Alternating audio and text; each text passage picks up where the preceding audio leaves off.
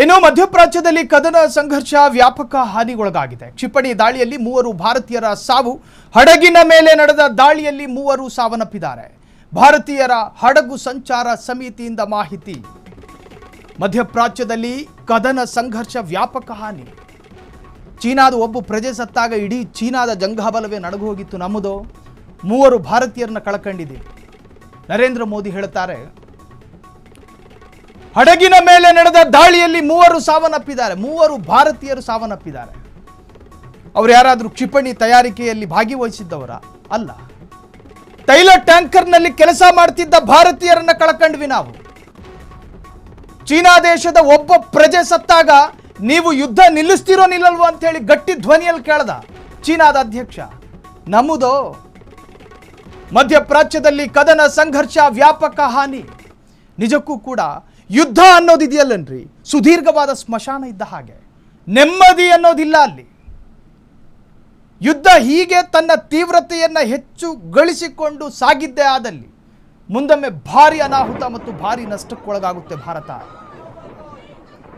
ತೈಲ ಸಿಬ್ಬಂದಿಗಳಾಗಿದ್ದಂತಹ ಭಾರತೀಯರು, ಯುದ್ಧಕ್ಕೆ ಸಂಬಂಧ ಪಡೆದಲೇ ಇರತಕ್ಕಂತಹ ವ್ಯಕ್ತಿಗಳು ಇವತ್ತು ಸಾವನ್ನಪ್ಪಿದೆ. ಕೊಲ್ಲಿ ರಾಷ್ಟ್ರಗಳಲ್ಲಿ ಸರಕು ಸಾಗಾಟ ವೇಳೆ ಮುನ್ನೆಚ್ಚರಿಕೆಯ ಸೂಚನೆ. ವಿದೇಶಿ ಹಡಗುಗಳಲ್ಲಿ ಕೆಲಸ ಮಾಡುತ್ತಿದ್ದ ಭಾರತೀಯರು ಬಲಿಯಾದರು. ವಿದೇಶಿ ಧ್ವಜ ಹೊಂದಿರುವ ಹಡಗುಗಳಲ್ಲಿ ಪ್ರಯಾಣ. ಒಟ್ಟಾರೆ ನಿಜಕ್ಕೂ ಕೂಡ ಅತ್ಯಂತ ಖೇದಕರವಾದಂತಹ ವಿಚಾರ. ಇರಾನ್ ಯುದ್ಧಕ್ಕೂ ಭಾರತಕ್ಕೂ ಸಂಬಂಧ ಇದೆಯಾ? ಖಂಡಿತ ಇಲ್ಲ. ಆದರೆ ಭಾರತೀಯರನ್ನು ನಾವು ಕಳೆದುಕೊಂಡಿದ್ದೇವೆ. ನರೇಂದ್ರ ಮೋದಿ ಅಧಿಕೃತವಾಗಿ ಘೋಷಣೆ ಮಾಡಿದ್ರು ಕೇಂದ್ರ ಸರ್ಕಾರ, ಇರಾನ್ ಪರ ಯಾರೂ ಭಾಷಣ ಮಾಡಕೂಡದು. ಸ್ವತಂತ್ರ ಪೂರ್ವ ಭಾರತದಿಂದಲೂ ಈವರೆಗೂ ಕೂಡ ಇರಾನ್ ಮತ್ತು ಭಾರತ ಒಂದು ತರಹದ ಆಪ್ತರಕ್ಷಕರಂತೆ ಇದ್ದಂತಹ ದೇಶ. ಆದರೆ ನಮ್ಮ ದೇಶದ ಪ್ರಧಾನಿ ಹೇಳ್ತಾರೆ, ಇರಾನ್ ಪರ ಯಾರೂ ಮಾತನಾಡಕೂಡದು, ನಮಗೆ ನಷ್ಟ ಆಗುತ್ತೆ. ಇವತ್ತಿನ ದಿನ ನಾವು 3 ಭಾರತೀಯರನ್ನು ಕಳೆದುಕೊಂಡೆವು. ಇದು ನಿಜಕ್ಕೂ ಕೂಡ ಪ್ರತಿಯೊಬ್ಬ ಭಾರತೀಯನಿಗೂ ಕೂಡ ಆದಂತಹ ಭಾರಿ ನಷ್ಟ.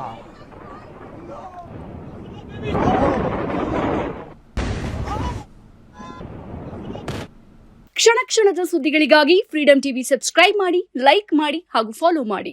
ಹೊಸ ಸುದ್ದಿಗಳ ನೋಟಿಫಿಕೇಶನ್ಗಾಗಿ ಬೆಲ್ ಐಕಾನ್ ಮೇಲೆ ಕ್ಲಿಕ್ ಮಾಡಿ.